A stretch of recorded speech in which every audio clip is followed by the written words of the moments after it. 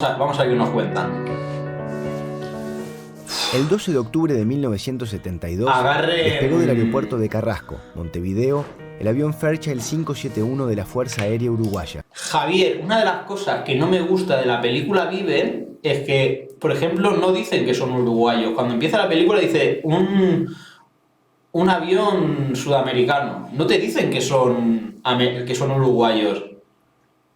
¿Sabéis lo que os quiero decir? Creo que no costaba nada en la película decir que eran uruguayos. En la de La Sociedad de la Nieve sí que de esto. Sí que lo dicen. El vuelo tenía como destino Santiago de Chile. Llevaba 5 tripulantes y 40 pasajeros. El viaje, organizado por el Club All Christian, tenía como objetivo un partido de rugby. Las malas condiciones climáticas obligaron a aterrizar en la ciudad de Mendoza, Argentina. Al día siguiente, el avión despega y retoma la ruta. En pleno cruce de la cordillera, un trágico accidente dio lugar a una de las historias de superación. Que yo esto no lo sabía, que pararon en Mendoza por el clima. Eso no lo sabía. Humana más apasionantes del siglo XX.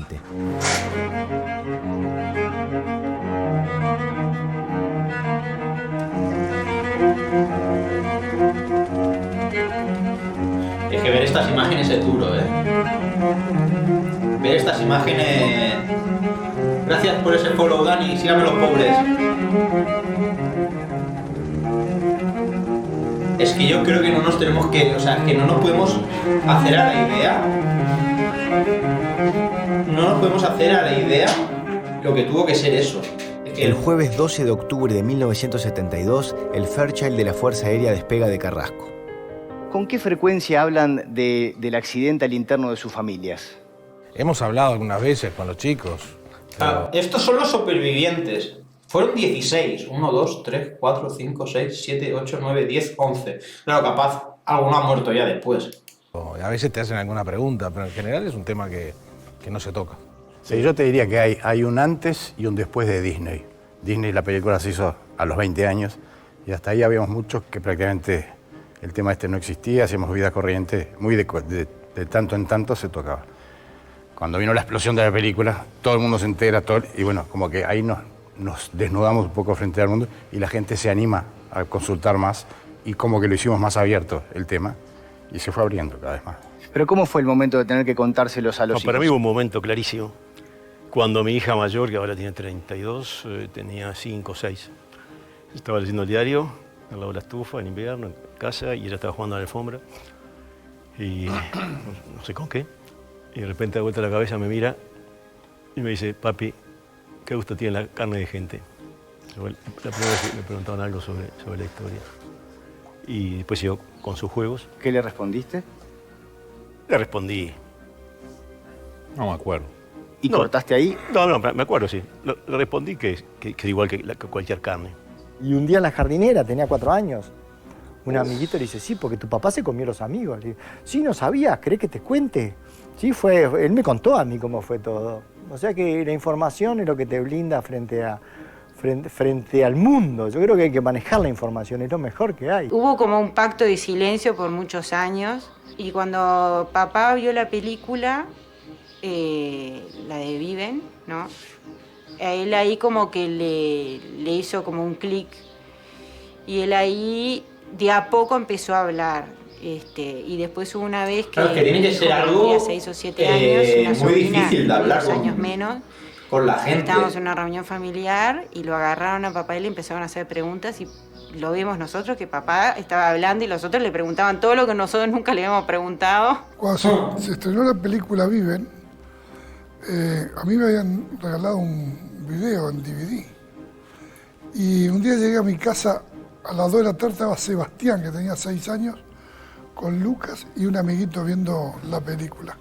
Y yo entré por atrás y estaban hablando y le preguntó al amiguito, ¿y qué comían en la cordillera?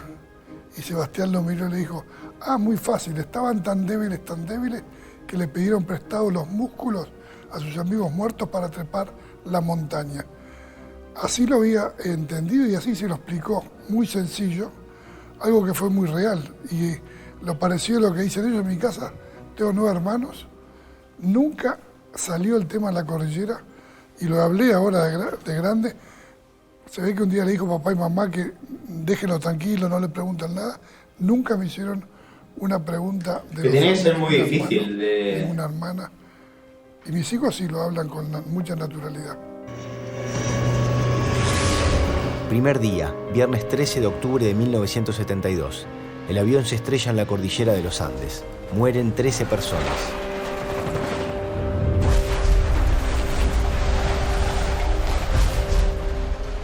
Las tripulaciones de vuelo se las utilizan en el mundo entero para ir de un lugar a otro, plan de vuelo instrumental. Marca las aerovías que las aeronaves deben seguir. Caso particular de este. Este punto es Mendoza. Esta es la aerovía que lleva al punto Malargue. Ah, porque ellos iban a Santiago. Aquí se entra la cordillera.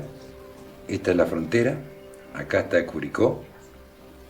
Y acá está Santiago.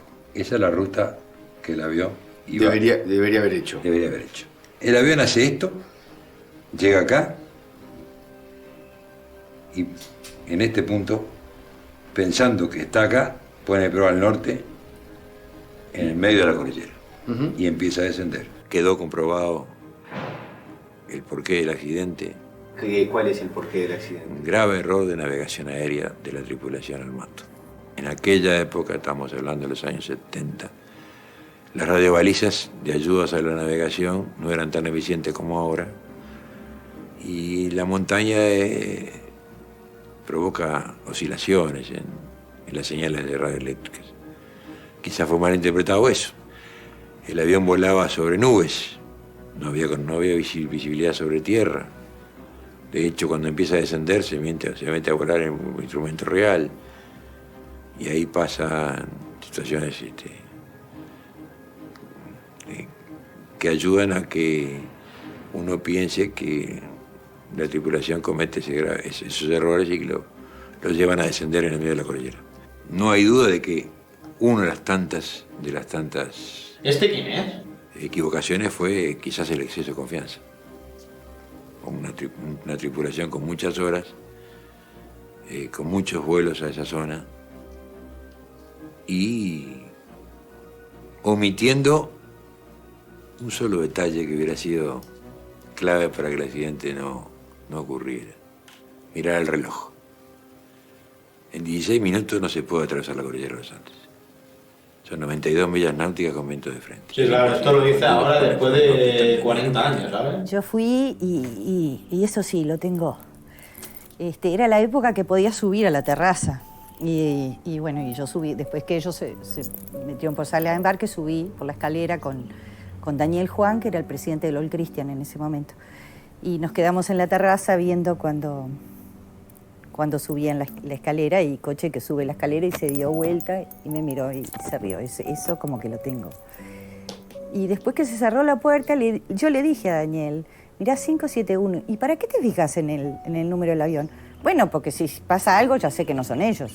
Esa fue mi contestación. O sea que cuando el 13 de octubre empezaron las noticias con el vuelo del Fairchild, el 571, yo no tuve duda. ¿Sentís que te pudiste despedir bien, por lo menos, o te quedó algo de que no le dijiste algo? O... No, me dijo él a mí. Él vino a mi cuarto y me dijo, feliz cumpleaños, mamá, porque al día siguiente era mi cumpleaños, el 13 de octubre. Sí, y ellos salieron el 12. ¿Cómo se enteran? El viernes 13 de octubre del 73, ¿dónde estaban en el momento que les dicen del accidente? Claro, que enterarte... Mira, yo estaba en el Liceo Quinto. No sé si a uno habrá pasado, espero que no. Pero enterarte de que, por ejemplo, un familiar tuyo va en un avión y que ese avión ha desaparecido, tiene que ser durísimo. O sea, esa angustia tiene que ser de estar pensando qué ha pasado con ese avión y que encima no aparece, ¿sabes? Tiene que ser durísimo. Y ya no me quiero pensar en las familias que cuando encontraron el avión pensando, ¿estarán vivos o estarán muertos? Eso también, Sí, Dios. con dos compañeros, amigos de Roberto, también del Cristian, de tarde, y me empezaron a jorobar, se fue a Chile, no sé cuánto, que el pisco y que las chicas. Y yo le digo, a mí no me importa nada del pisco ni las chicas, lo que me preocupa es cómo le dieron permiso de irse en ese avioncito que es un mosquito para cruzar los Andes. Y empezaron, vas a ver, ahora se va a caer el avión y nunca más lo vas a ver y no sé cuánto. Entonces yo quedé media como incómoda y me fui como de camino a mi casa, pasaba por lo de Roberto, me fui a la casa a ver a mi suegra, y cuando ella justo estaba recibiendo la noticia por teléfono, que la señora de Maspons le estaba diciendo que el avión estaba perdido. Yo me enteré a las 6 de la tarde y bueno, y tenía al lado otro muy amigo nuestro que iba a ir en el vuelo, pero que por otro motivo no fue, que agarró el teléfono y me dijo, Soledad, es verdad, y estaba llorando, y ahí... Íbamos a lo de Rafael Ponce de León, que nos daban todas las noticias, rezábamos el rosario, yo no sé si tú también. Sí, yo siempre tenía colgado un rosario, me pasaba. Que después es lo mismo que hacían en la Lo mismo que hacían en la cordillera, sí. Y también me pasaba que cuando mi ánimo se venía abajo, yo iba a la casa de mi suegra, que estaba reconvencida, y me decía así con la mano, yo lo siento vivo y él va a volver, así que no llores más. Ese día fue muy, muy extraño, esa noche más bien, porque las noticias que venían eran todas distintas. Yo tenía un hermano, mi hermano mayor, que trabajaba en El País. Y ahí se había corrido la voz, porque una chica de Chile que estaba de novio con uno de los Magri, para que su suegra no sufriera mientras no se sabía nada, llamó de Chile a decir que el avión había aterrizado en otro lado, que estaban todos bien. Entonces esa noticia se corrió por Montevideo. Y al ratito llegó mi hermano y le dijo a mi marido, esa noticia que se está diciendo no es cierta. Ana Inés tenía 5 años y Male 3, así que Pablo y yo teníamos 8, porque Pablo en realidad cumplió enseguida, nos llevamos 16 meses. Yo recién había cumplido los 10 y Pablo en noviembre cumplió los 9.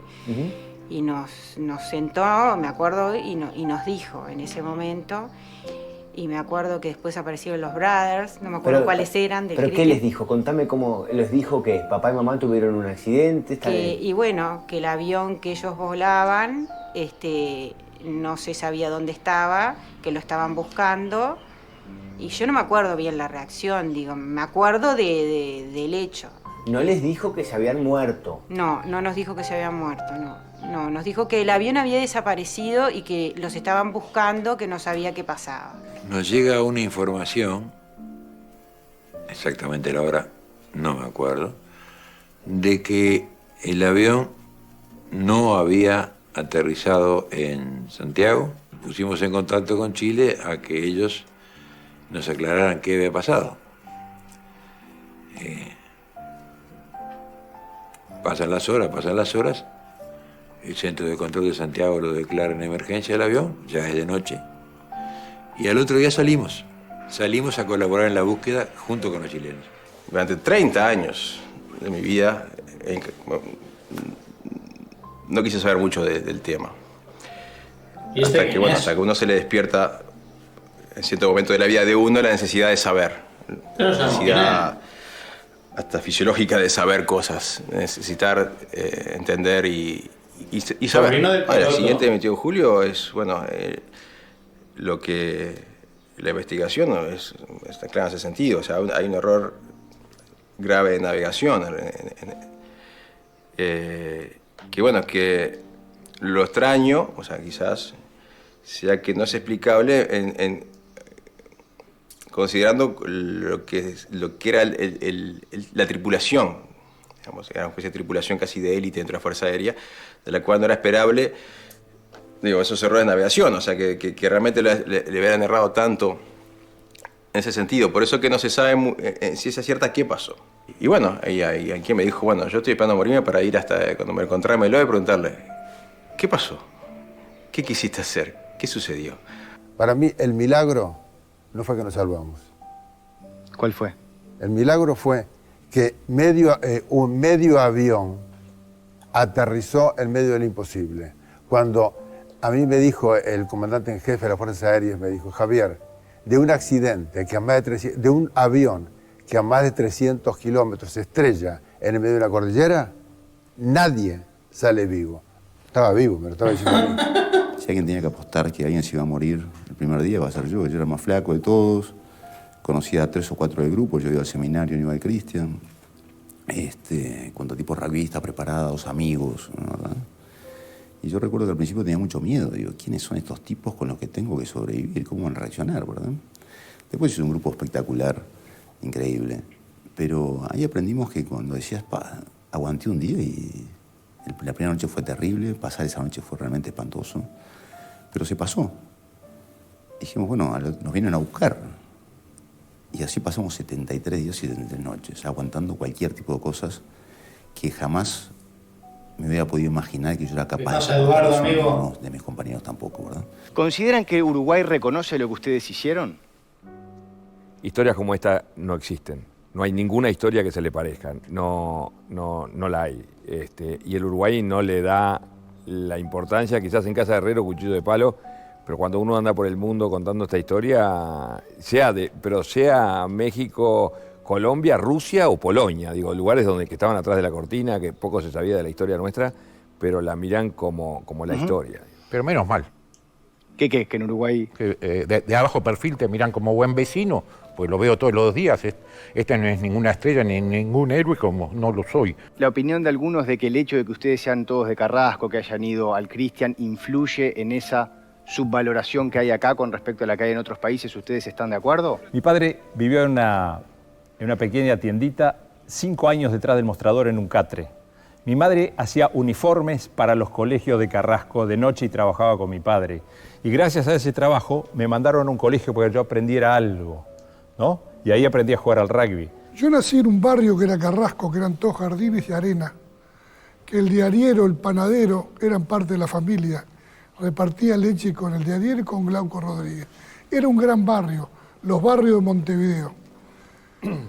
No había cercos, hoy Carrasco son todos rejas. Sí, a los sobrevivientes siempre un poquito de palito nos dan, son los nenitos bien de Carrasco, pero bueno. ¿Sentís que no se reconoce como se debería por eso de que son de Carrasco? ¿Tenés esa sensación? Y totalmente. No entiendo lo de Carrasco. En un libro de Uruguay puede estar el Che Guevara y no puede estar los sobrevivientes de los Andes.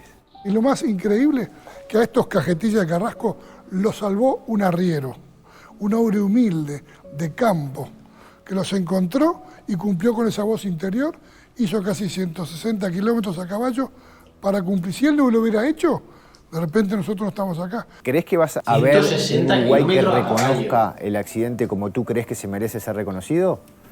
Yo creo que sí. Yo creo que sí. Capaz que es necesario que estemos muertos, ¿no? Pero hay cosas muy divertidas. Una vez una señora dijo, no, ustedes demoraron en salir porque eran unos fifí de Carrasco. Si hubieran sido los muchachos acá del barrio, en 2 semanas estaban afuera. ¿Qué le contestaste? Eso, capaz que sí, le digo, capaz que sí. Día 11, lunes 23 de octubre de 1972. Se suspenden los vuelos de rescate. Por ejemplo, Gustavo Nerlich fue el que dijo que teníamos una buena noticia para darnos, que fue cuando se terminó la búsqueda. Yo le digo, ¿pero cómo buena noticia, hijo de puta? Dijo, no, Carlitos, es buena noticia porque ahora dependemos de nosotros y no de los de afuera. Hasta ese momento habíamos estado esperando y en ese momento empezamos a actuar. O sea, ese fue el parteaguas para mí de la historia. O sea, el accidente, día 10, que es el día 10, sí. Si nosotros no nos enteramos de esa noticia, seguimos esperando. No te quepa la menor duda. Si estábamos en una actitud de espera, habían pasado aviones por arriba nuestro. Yo no quiero discrepar, pero ya no habíamos esperado. La noticia vino después, ya habíamos actuado. No, pero yo estoy de acuerdo que fue una decisión de decir, ahora nos toca a nosotros, ahora tenemos que empezar a actuar nosotros. Hasta ese momento nosotros estamos descansando. El garrotazo. Yo ahí estoy totalmente de A acuerdo. la mañana siguiente, Fito. Si hicieran expediciones ahí a los primeros días. la mañana siguiente que se suspendió la búsqueda, con Aníbal Pons y con Luma salimos a trepar la montaña. Creo que la historia me evoca conocimientos nuevos, como que es inagotable en la cantidad de cosas que nos pasaron, como que fue un conejillo de Indias y al principio contaba lo que me pasaba, lo que hacíamos y ahora cuento lo que me pasó. ¿Y qué te pasó? Y me pasó que de golpe estaba en un lugar totalmente diferente que nunca me había imaginado en mi vida. Me parece demasiado interesante esta historia, chicos. Pero es triste que no lo reconozcan, no tanto como están diciendo en su país, ¿no? Que es una historia de supervivencia terrible. O sea, y que no lo valoren ahí en su país me parece muy triste. Mi vida, que me tenía que pellizcar para ver si era verdad. Bueno, podía ser que se hubiera partido el avión en dos y estuviéramos en el medio de la cordillera de los Andes con amigos muertos, otros con un fierro clavado, el otro con la pierna partida. Es decir, estaba en un lugar que decía, no, acá tengo que rebobinar, apretar. Esto no es verdad, esto no está pasando. Quizás pocos seres humanos han padecido la noticia de haber desaparecido del mundo. O sea, saber que en tu casa tenés un altar, casi un aviso fúnebre, o sea que no existís más. Eso, que fue un acto, fue un garrotazo a nuestra arrogancia de pensar de que el mundo se detenía por culpa del accidente. Ahí nos dimos cuenta de que la cosa pasa por uno. Yo por lo menos fue un aprendizaje que tuve que a partir de ese día, un chico malcriado, consentido, caprichoso, que yo no servía para nada, no era ni Boy Scout, ni nada, que me abandonaran ahí. Digo, el mundo entero, pues uno piensa así, el mundo entero me abandonó. También la nieve en esto, me imagino que es acostumbrarse al frío para todos. Nosotros venimos de un país que no hay nieve, acá nunca la vimos, digo, entonces para nosotros era una cosa totalmente nueva, digo, y sacábamos, la gente dice, qué fácil, mordían la nieve y sacaban la sed. La nieve te destroza la boca, entonces había que derretirla. Para derretirla era una complicación, pero Adolfo inventó la manera de con una lata plateada poníamos la nieve arriba y se derretía por un efecto espejo. O sea que fuimos adaptándonos a todas las circunstancias. El sufrimiento de la sed fue mucho peor que el frío para mí. Mucho peor la sed que el hambre. Voy a hacer una reivindicación histórica de algo que públicamente, de Vicentín. El agua que tomábamos de esas latitas que caían, Vicentín trajo de la cola. No, de la cola no. De la mitad, pero casi varios kilómetros. Ellos se habían ido y nosotros escuchábamos boom, boom, un ruido. Y trajo la máquina infernal de hacer agua, como le pusimos, que era una cosa de aluminio así, que llegaba hasta abajo y llegaba así. Una papelera era, ¿no? Esa papelera Vicentín la trajo, no sé, 4 kilómetros, cargándola, que es algo impresionante. Y eso a nosotros nos dio la posibilidad de llenarla de nieve y tener siempre agua. Hemos demostrado que hay un liderazgo de las ideas que es el que funciona y gente que lo ejecuta y un equipo que trabaja todo en pos de esas ideas. Yo creo que esa fue la manera de funcionar en los Andes. Nosotros entramos en una realidad que para nosotros cada segundo era el último y vivimos cosas muy difíciles, pero a los 3 días era la cosa más normal del mundo. Estábamos acostumbrados a convivir con la muerte, a comer, alimentarnos a nuestros amigos que hace 2 días estaban vivos. Eso fue muy duro, pero la capacidad del hombre, coincido con Carlitos y con Pedro, es ilimitada. ¿Cómo puede estirar el umbral del dolor y llegar a adaptarse a algo que parece monstruoso? Fue algo, terminó siendo natural para nosotros. Hasta el punto. En una situación límite, todo hace una espiral hacia abajo y nada mejora, todo empeora. En una situación absolutamente límite, no una situación complicada de negocio o lo que sea, en una situación límite, todo empeora hacia abajo hasta que te morís o te rescatan. No hay salida, pero nada puede mejorar hacia atrás. Y acá la mente a lo mejor se va acostumbrando, ¿viste? El ser humano se acostumbra al horror sin darse cuenta, el instinto de supervivencia. Yo te diría que mi mente y mi espíritu mejoró en la cordillera, ¿no? A pesar de todo. Sí. Mi mecanismo de defensa era desconectarme de la horrorosa realidad y mi mente se expandía y tuve los momentos de mayor disfrute. Son situaciones límites que cada uno va reaccionando y de una determinada manera y vas asumiendo de alguna manera lo que te está pasando y pasa a ser una parte de uno y es una historia nueva y la vas superando, te acostumbras. Te acostumbrabas al horror, pero no dejaba de serlo. Yo me quebré la pierna, al principio me dolía horrible y debo haber jorobado esto muchísimo. Pero bueno, me fui acostumbrando y... Ese es uno de los secretos más importantes, creo, de nuestra historia. El trabajar la aceptación.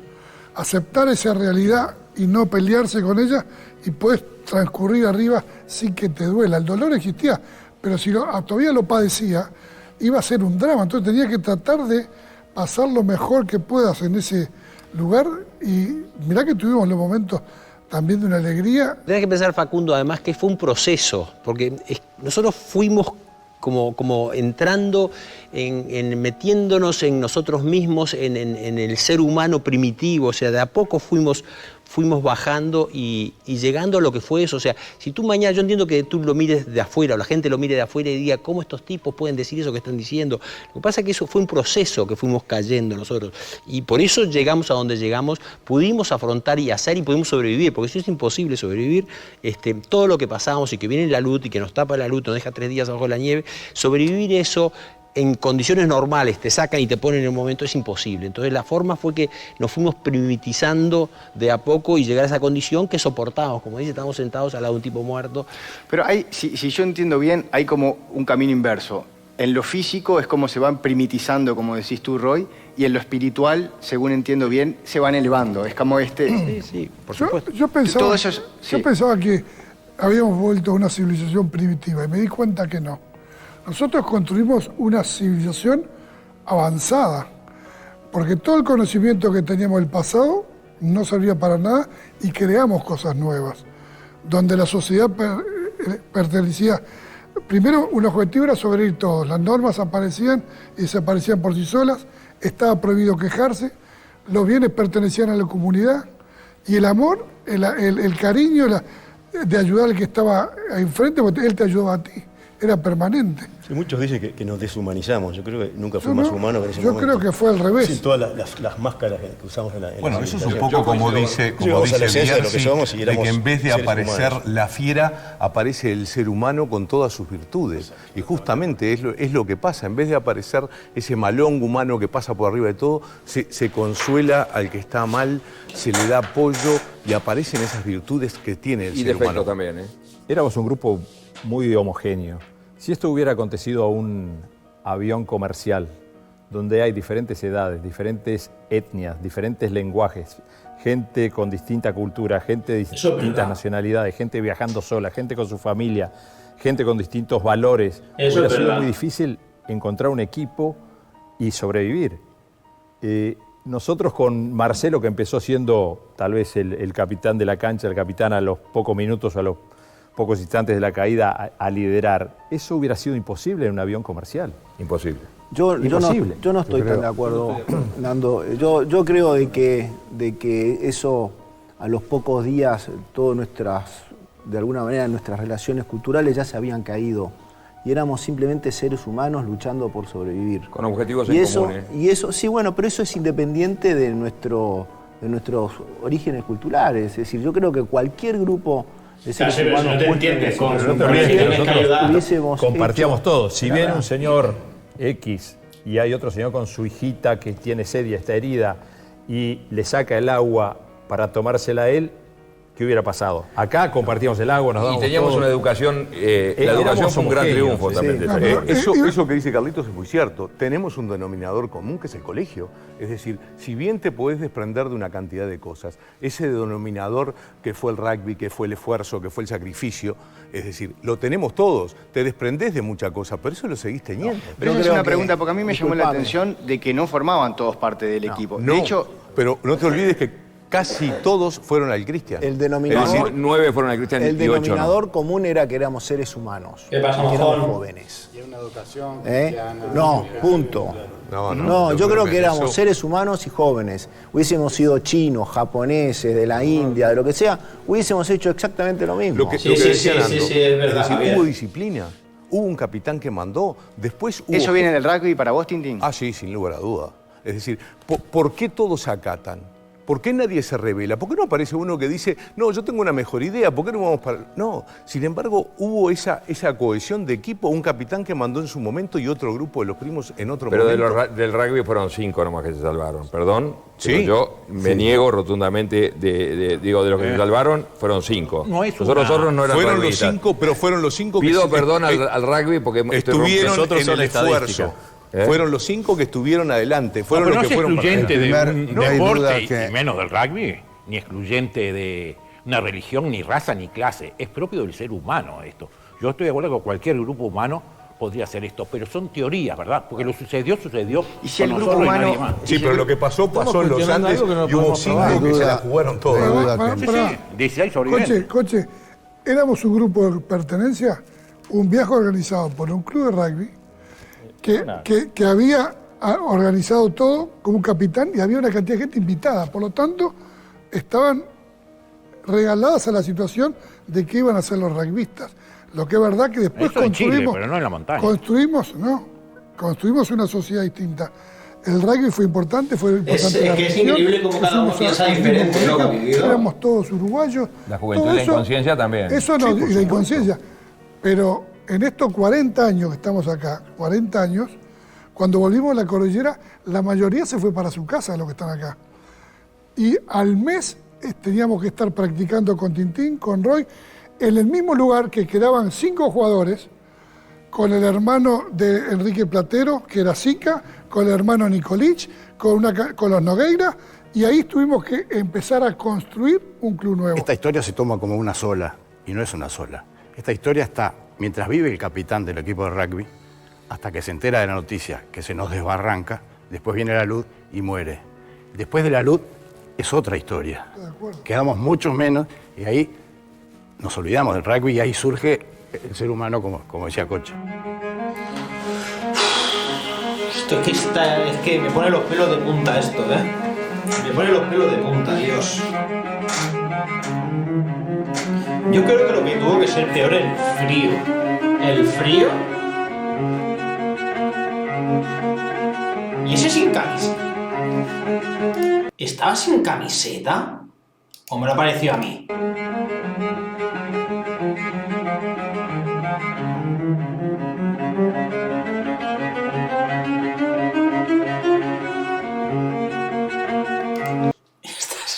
Está sin camiseta el colega. Está sin camiseta, Dios.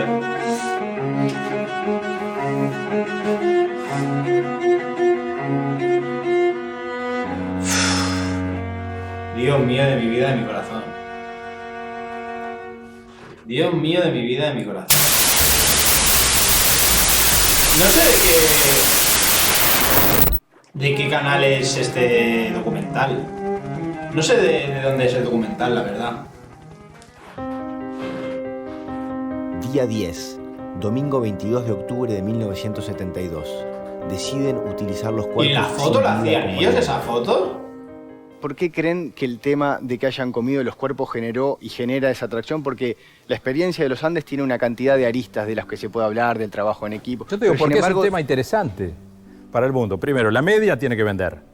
Título fantástico, o sea, es un tema interesante.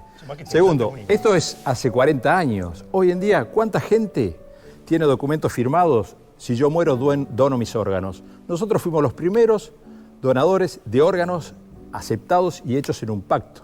Hoy, ¿cuánta gente dona sangre? ¿Cuánta gente dona? Yo conozco un amigo que donó su piel para su hija de 5 años que se quemó con aceite. ¿Hay alguien que no haría eso por su hija de 5 años? Nos pasamos esa noche tratando de leer las cartas y no, toda la razón, al final las toda la sacamos. razón. Y nos impresionó mucho porque en la que él le escribe a su novia, le cuenta todo el accidente y describe que esa noche fue la más horrible de su vida. Queda una hora, comparable amigo. al infierno del Dante.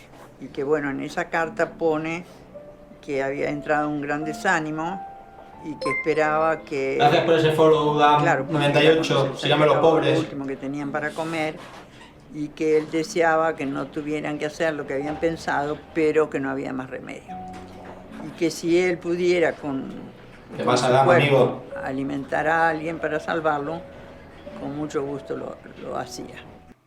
Entonces llegó ese momento en el cual ya no teníamos alimentos ni cosas por el estilo.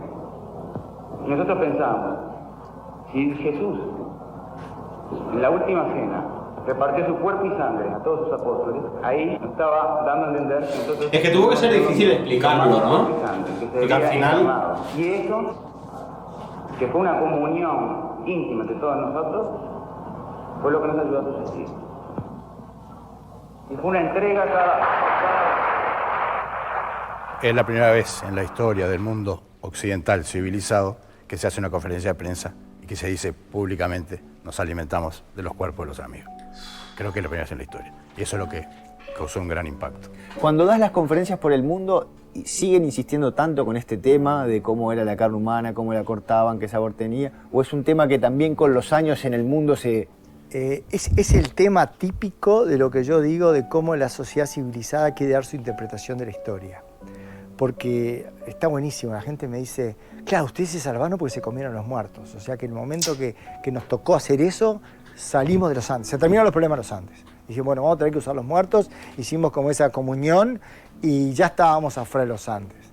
Y vos date cuenta que después de esa situación terrible no alcanzó. Estábamos exactamente en el mismo lugar, sometido a la humillación más grande de mi vida, porque lo que sentí cuando me tuve que comer un muerto era que era la última escoria del ser humano. Digo, pero ¿por qué tengo que hacer esto? ¿Yo no será mejor morirme? Y encima eran los amigos, o sea que... Me dijo que si se le muere un hijo no puede seguir viviendo, yo no le puedo fallar. Y ahí me tragué el pedazo. Fue la fuerza que tuve necesaria. Pero vos date cuenta que después de eso hubieron casi 2 meses más de tratar de salir de los Andes. Es un tema que hizo explosión en el mundo. Los 600 periodistas que vinieron a la conferencia de prensa en el gimnasio de Cristian venían muy motivados por eso. Por suerte la conferencia salió muy bien y se dijo no más preguntas y chao. Pero había una avidez por conocer y por escarbar el tema. De todas las traducciones que se hicieron del libro Alive, la italiana se llama Tabú. Digo, evidentemente que el tema engancha y es una medida de hasta dónde tuvimos que llegar. Cuando ellos entraron, aseguramos las puertas, yo quedo afuera que nadie va. Y ellos fueron con el brother McGuinness. ¿Se dio una pinta inglés? El vestuario de los... ¿Tiene una pinta inglés? Y ahí tenía una pregunta. ¿Qué vamos a decir? Y el brother comentaron, bueno, ¿qué quieren decir? Bueno, hay 2 divisiones. Y el brother no preguntó cuáles son. Él dijo, decir la verdad.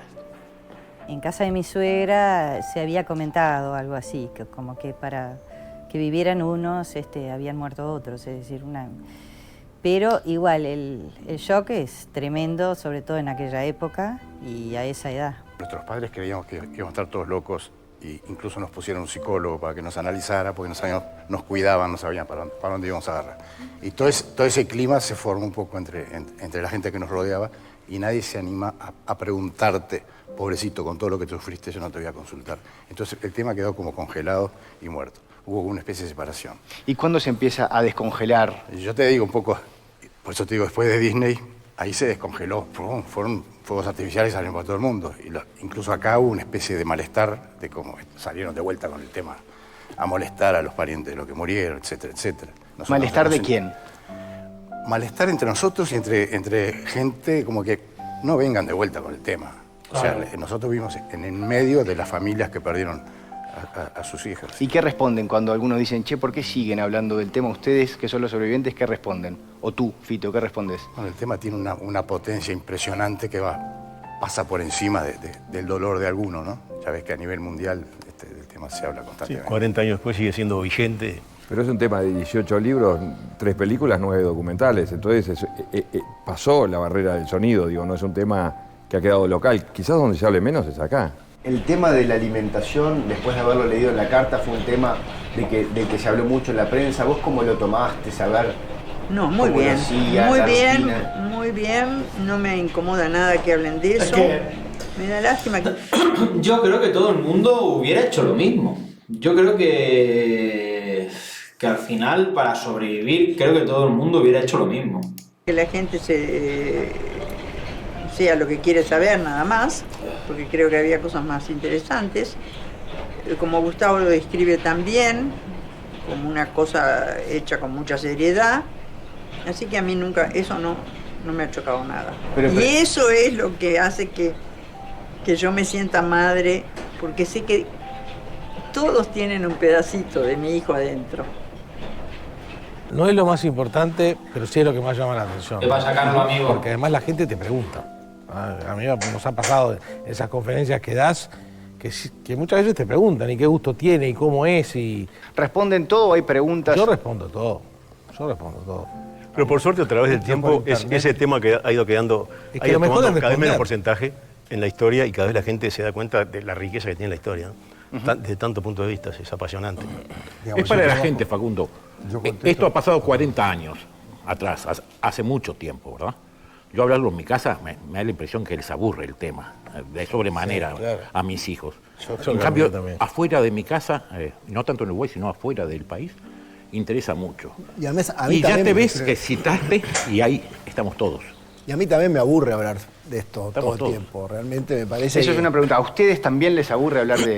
Yo me estoy por ir Si no cambiamos de tema me voy porque No hay otro realmente pensé que íbamos a hablar de otras cosas, no todo el tiempo. ¿De qué querés hablar, Pedro? Que además es la primera vez que estás en televisión. No importa, lo que quieras. Pero contame, ¿por qué aceptaste venir? Porque tú nunca no das charlas, no sos de los que menos habla del tema. Sí, da charlas, sí. Doy charlas. Pero Pedro, venimos a hablar del tema. en Uruguay no. No de fútbol. Pero estamos hace media hora hablando de la antropofagia, como si No, hubiéramos no, otra no, cosa no, de hablar. recién empezó. El milagro más importante de los 40 años es que el milagro es, los 16 estamos vivos. Gracias, eso es un milagro. El otro milagro es que gracias a esos 16 hay 140 más que no estarían vivos si no fuera por lo que luchamos todos juntos. Entonces, solamente ver eso, nuestros hijos, nuestros nietos, nuestras familias, para nosotros ya es el premio máximo. 40 años después hemos hecho vidas más o menos normales, ¿no? Lo que habla de la enorme capacidad que tenemos de recuperarnos y de hacer la vida parecida a la que íbamos a hacer si no nos hubiésemos caído en la montaña. Si hoy tenés que decir la esencia de esos 72 días, lo que te deja hoy, lo que tenés que transmitir, ¿qué es? No, la esencia, creo, es la enorme capacidad que tuvimos nosotros de hacer frente a lo que estábamos viviendo, y después los 40 años que han pasado, ¿no? 40 años sin pesadillas, 40 años haciendo vida normal, nos volvemos a juntar, pero cuando nos tenemos que juntar venimos de todos lados, y cada uno tiene sus cosas, ¿no? Es decir, la demostración de que aun cuando te pasan cosas tremendas en la vida, uno se puede levantar y hacer una vida normal. A mí me parece que eso es un mensaje muy, muy potente. Quisiera conversar con ustedes sobre el rol de Dios. El rol de Dios hace 40 años cuando estuvieron en la montaña y el rol de Dios ahora. A mí me salvó Dios, por supuesto, con la mano de ellos. Pero yo en la montaña nunca vi la muerte. Nunca, ni remotamente, yo pensé que me podía morir. No sabía si yo salía solo, con todos, con dos, con tres. Yo salía. ¿Viste que Liliana se moría? No. Mientras Liliana, quiero decir, desde un primer momento, yo supe que salía. El Pancho Delgado siempre decía a Dios rogando y con el mazo dando. Es decir, por un lado orabas y por otro accionabas. Es decir, las dos cosas se dieron. Creo que si nos hubiéramos quedado orando, hubiéramos estado congelados y hubiéramos quedado en la montaña. También hubo una parte de acción. Esto es una apreciación mía, pero Dios fue muy tangible en los Andes para mí. Yo casi que lo sentía, pero no entiendo esta historia como el milagro de los Andes. Milagro hubiera sido que hubiéramos aparecido los 45 vivos después de los 70 días. Mirá, Dios fue parte de esta historia, es innegable, pero no resolvió la historia. Nos dio las herramientas para resolverla. Yo creo que Dios, rezamos todos los días, digo, de hecho, gracias al rosario de mi madre.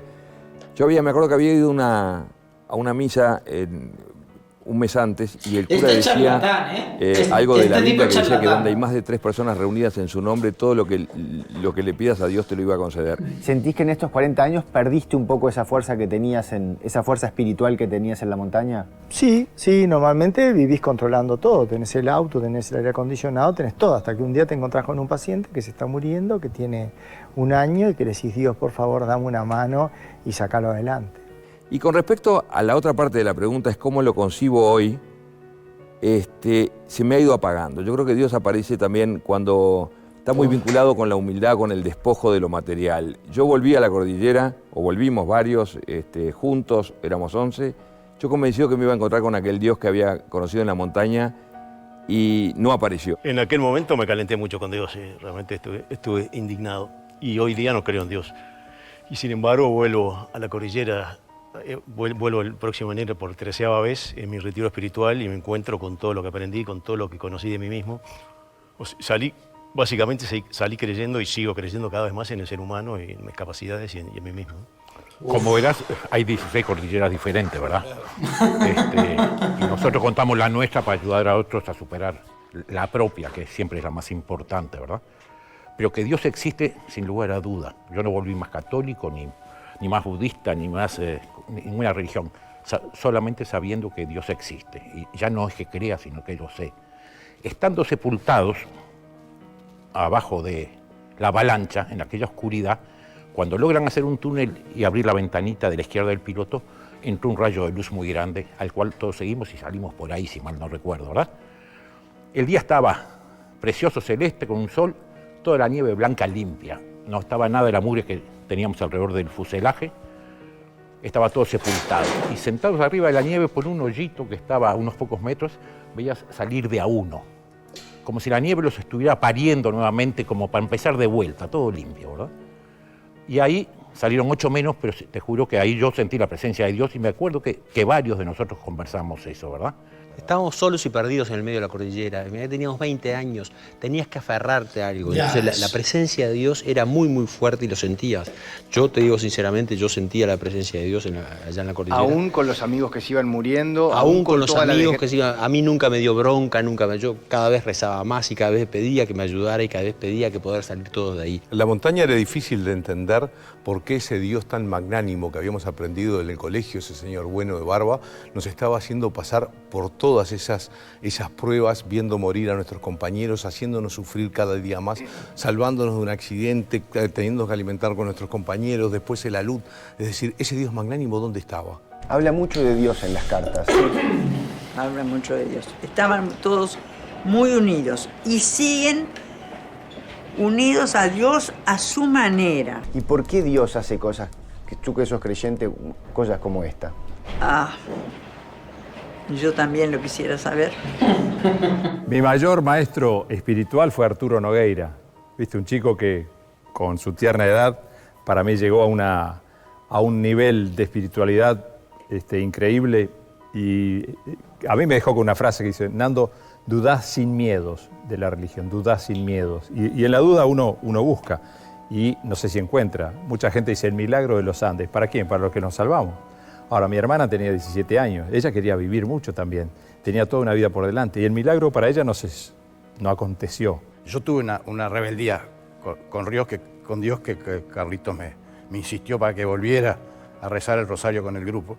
Estuve 2 días que no quise, no me voy con el rosario, aparte que me aburría muchísimo el rosario.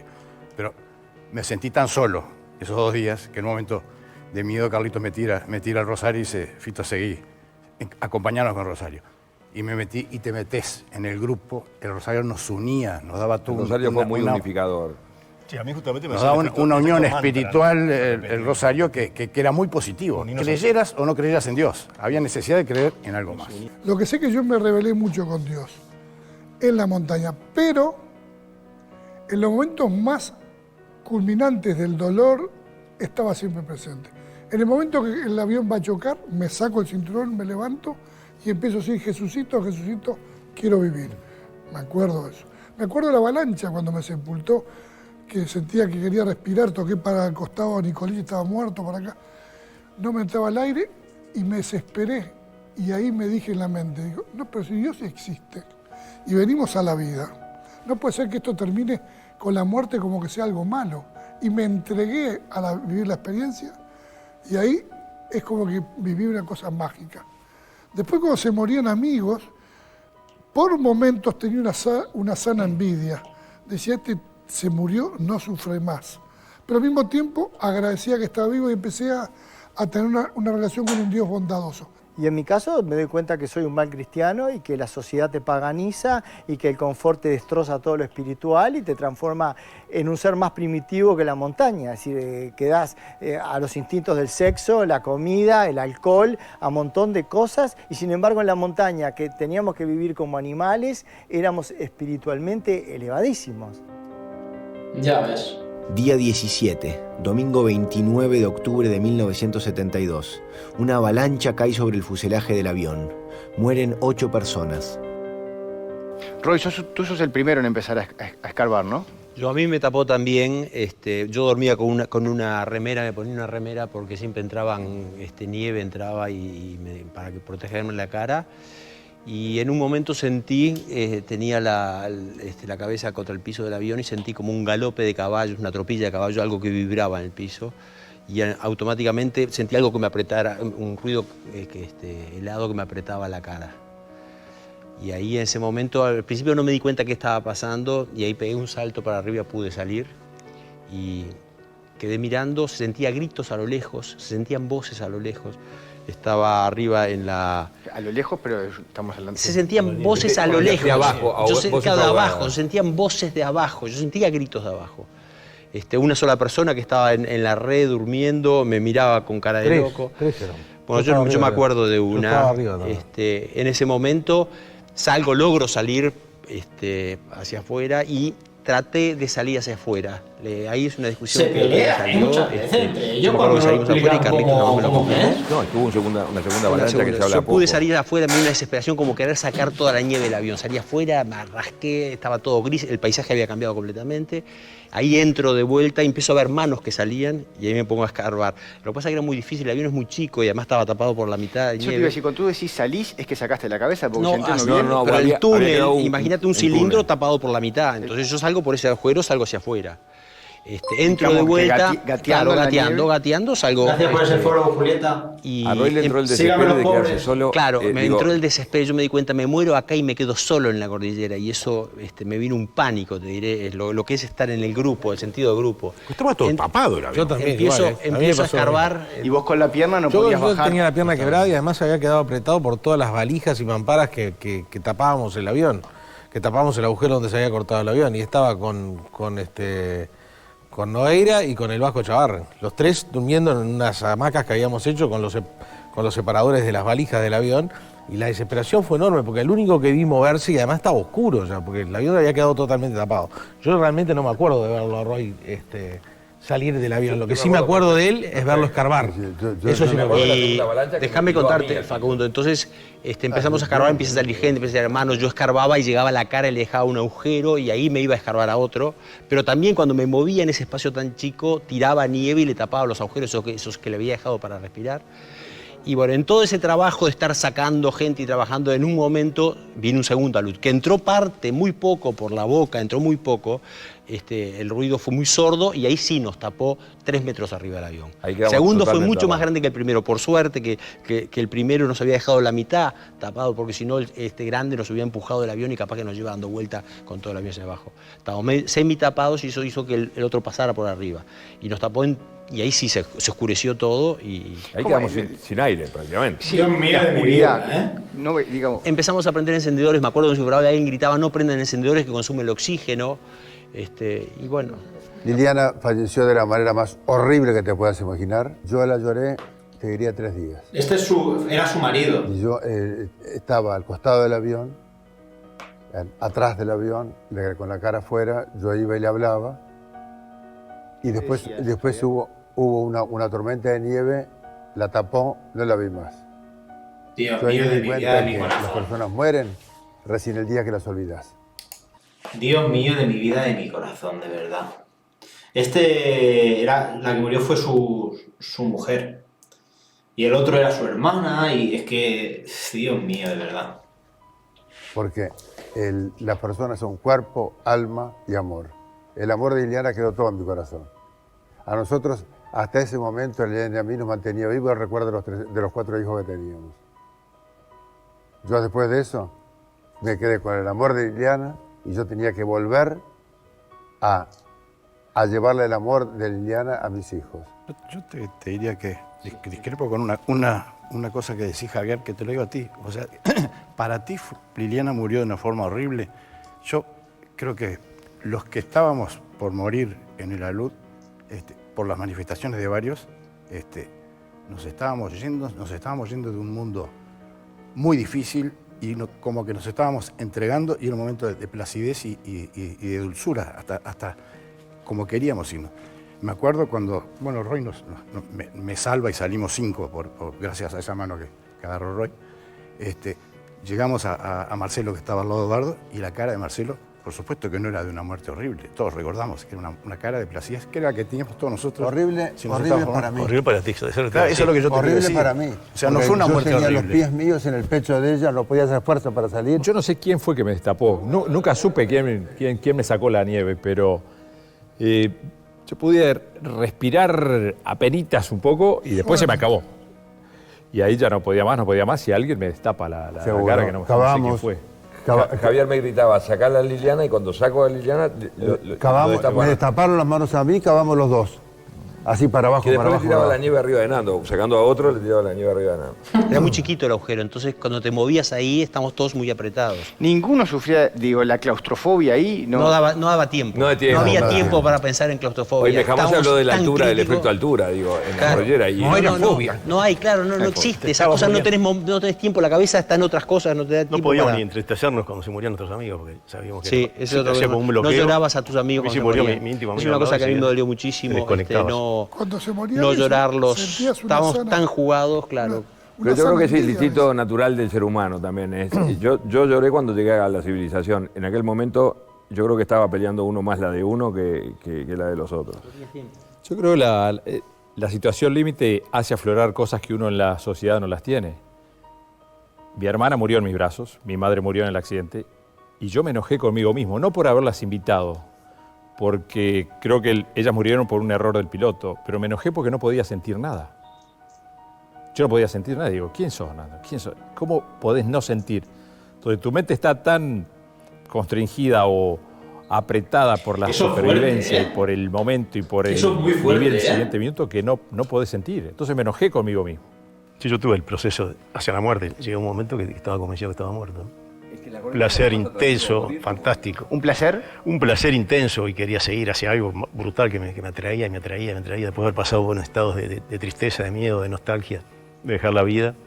Me despedí de los viejos, me disculpé que ya había hecho todo lo posible y ya estaba muerto y quería seguir porque era algo fantástico. Hasta Cuando yo lo pelotudo destapo, me mira con cara de odio cuando yo me sacaste me del escarbó y me entró una bocanada de oxígeno y fue todo el proceso para atrás de vuelta a la cordillera. Después de sobrevivir 16 días en la montaña, en el alud murieron Daniel Maspons, Juan Carlos Menéndez, Liliana Metol, Gustavo Nicolich, Marcelo Pérez del Castillo, Enrique Platero, Carlos Roque y Diego Storm. Dios mío de mi vida.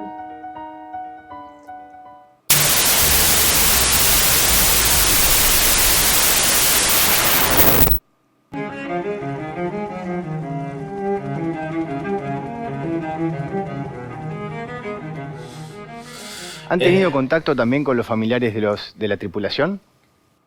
Sí, cómo no. Sí, alguna vez hemos tenido. La hija de, bueno, Roque, el hijo del mecánico, es amigo nuestro. Ha ido a la cordillera y ha estado... En una fiesta fue de una de 22, las ¿no? pocas personas que no es sobreviviente, que fue a una fiesta de los sobrevivientes. Una sobrina de la Burara, estuve con ella en contacto. Mi padre había caído en el avión, había estado vivo hasta que había muerto en una luz, que estuvo 16 días vivo junto con los demás sobrevivientes, que era el único de la tripulación que había sobrevivido esos días. Y bueno, me contó que el avión fue destruido, todo lo que se hizo de la búsqueda y todo. Me contó algunas cosas, no mucho más que eso. Y después no, ya no me contó más. Yo los veía siempre en la televisión, a los sobrevivientes, pero yo era muy tímido y no tenía ningún incentivo por conocerlos de parte externa, ¿no? Hasta que un día un primo me dice, en realidad primo de mi madre, primo segundo, me dice, ¿por qué no los llamamos y hablas con ellos y les preguntas alguna cosa? Bueno, ¿cómo ubicarlos? Y entonces me dice mi primo, a Canesa si le podemos ubicar más fácil porque si es médico debe estar en la guía. Entonces buscamos en la guía y ubicamos el Roberto Canesa, llamó a mi primo, porque yo, tímido, con todos los temas de tabú que tenía, estaba inmóvil así. Y llama a mi primo y habla con él y dice, sí, mira, yo soy primo de Alejandro Roque, que es hijo. Dijo Roberto, pasame con él. Cuando cumplió 18 años Roque me llamó por teléfono y me dijo, ahora que soy mayor de edad, quiero que me cuentes de mi padre, que me parece que la película lo ponía como ridículo, que no era, que me parece injusto. Y hablé un poco con Roberto ahí y me dijo, venite para casa. Qué lindo, Entonces corté y le dije a mi primo. Contame esa charla, cuando te pasa el teléfono tu primo, Yo estaba petrificado. ¿qué les hizo hijo del mecánico del avión? Y él, Le pregunto, ¿te acordás de él? Le pregunté yo. Y me dice, por supuesto, claro que me acuerdo de Carlos Roque. Y hablamos poco por teléfono. Ahí me dijo, venite para casa. Qué lindo, Y el fin de semana siguiente fui a la casa. Y cuando llego, solo, como siempre, porque todos esos temas, imagínate. Pero en tu casa dijiste, me comuniqué con Roberto Canessa, me invitó a la Sí, casa, voy... a mi madre le dije. ¿Y cómo reaccionó tu madre? Es que si yo era lo que quería hacer, que estaba bien. No te dijo, yo quiero ir, nada, averigua esto, averigua... No, me dijo que yo vaya. Y bueno, y fui y me acuerdo, ese día sí que iba caminando, pues me bajaba del ómnibus unas cuadras de ahí, de donde vive Roberto, iba caminando, con la cabeza me iba a 1000, hasta que toco el timbre ahí. No la he visto esa película, Javier. O sea, no me acuerdo. Una esposa que me trataron muy bien y yo les conté lo que fue mi vida, que ellos me preguntaron y lo que quería yo, que era saber cosas de mi padre. El pobre Roque hacía lo que podía, estaba desolado, había quedado solo, había quedado aislado. Él formaba parte del grupo de la Fuerza Aérea que se había destruido, que en cierta manera eran un poco los responsables. Trató de tomar la autoridad y no le hicimos caso. Mi padre, siendo el único de la tripulación que había sobrevivido, no teniendo ningún amigo ahí, ningún contacto, ellos siendo la mayoría amigos entre ellos, que no iban a tener mucho acercamiento con mi padre, y era así. Roberto no se acordaba de diálogos con mi padre, lo único que se acordaba, que me decía, es que él contaba que tenía un hijo. La emoción mía porque yo los recuerdos de mi padre no solamente en la foto, recuerdo en mi mente muy pocos. Tengo algunos recuerdos que me entra la duda si son recuerdos o son cosas que me han contado y lo incorporé en mi mente. Y después, con la Fuerza Aérea tenemos un vínculo permanente. A partir de los 30 años, me acuerdo que mandé a hacer, a los 20 años, primera vuelta a la montaña, hice una plaqueta que decía en recuerdo de nuestra visita a los 16 a nuestros 29 hermanos unidos y el escudo del Christian. Cuando salí de Tamaro, me di cuenta que los había llamado 29 hermanos y había 5 que eran de la tripulación. Día 61, martes 12 de diciembre de 1972, partida de la última expedición hacia Chile. Escribís, vengo de un avión que cayó en las montañas, pedís ayuda, la tirás y él te dice mañana. Le escribo ahí y en el apuro de escribirla, yo le iba escribiendo y yo, voy a perder tiempo si escribo una línea más. O sea, estaría muy desequilibrado en ese momento por la ansiedad de rescatarlos y rescatarme. Y digo, si la firmo, me parece que mi nombre no va a tener ningún interés a este señor. Entonces digo, no la firmo. Y se la tiré. Y todo eso también llevó un poco de dudas, ¿no? Porque si hubiera firmado Nando Parrado o Roberto Canessa, se hubieran dado cuenta enseguida que era verdad. Se te cayó en el agua, ¿no? Pero casi nos llega al otro lado, ¿no? Ahí casi, creo que llegó por 20 centímetros. ¿Era una distancia más o menos de, digamos, cuando vos tirás la piedra? Habría 25 metros más o menos, 25, 28, 30 metros. Esa fue una noche impresionante para mí porque se me estaba juntando todo lo que había pasado en la cordillera, todos los que habían quedado ahí, toda la montaña, todo el hielo, el frío, la nieve, la muerte, lo inorgánico, con un lugar que era el paraíso terrenal porque estaba todo lleno de flores, rosas mosquetas, de la posibilidad de volver a ver a mi casa, todo ese sueño se me estaba haciendo realidad. Hay una anécdota muy linda que es antes que nos vinieran a rescatar ahí, cuando sabíamos que nos iban a venir, nos lavamos, nos peinamos, limpiamos los dientes, nos cambiamos la ropa original de cada uno porque allá todo se compartía, ¿verdad? Pero volvíamos a la tierra y de ese saco es mío, dámelo, y te lo ponía, y así te sentabas casi limpio, lindo, a traer helicópteros. Y la anécdota graciosa la hice Roberto con Nando, porque cuando tiran las piedras esas, que hablaba Nando hoy, el arriero Sergio Catalán le tira pan también. Y sube Nando arriba con un pan y se lo da a Roberto, que estaba más alto, estaba débil, y comélo tú, ¿no? Y lo parten y se lo comen, ¿no? 25 o 30 años después, en el Hotel Cotalla acá en Montevideo, el arriero estaba, Nando no, Roberto sí. ¿Y cómo es aquello de, pues le tiraste el pan a Nando que subió arriba y me dio uno? ¿Cómo uno? Le tiré 5 panes, dice. Él se había comido 4 en el trayecto, ¿verdad? Ya venían a la civilización y aquello de compartir todo, era todo solidario. Ya estábamos de vuelta en la realidad. En la realidad. Además tuve que ir hasta allá abajo, viste, ya no era tan fácil subir. La diferencia valía. El peaje había que... Me ha hecho reír el maldito, se comió todos los panes, ¿sabes? Hijo puta. ¿Te pagas? Corrían y se caían para acercarse a donde ya podían gritarme a mí. Entonces vine yo, me paré y me hacían con las manos, pero yo no lo entendía qué era lo que nos decían.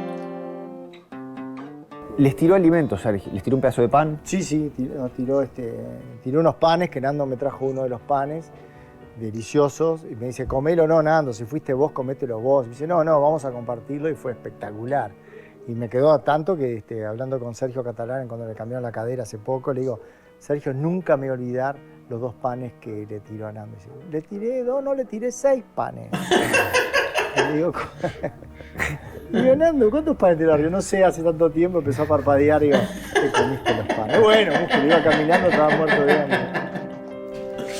Día 70, jueves 21 de diciembre de Y 1972. no sé de dónde he escuchado que, o sea, el que lo fue a decir que estaban allí, la operación de cadera se lo pagó, se la pagaron los supervivientes. O sea, los supervivientes con el chico que lo salvó tienen muy buena relación y le pagaron la operación de cadera. Envían una carta al arriero envuelta en una piedra.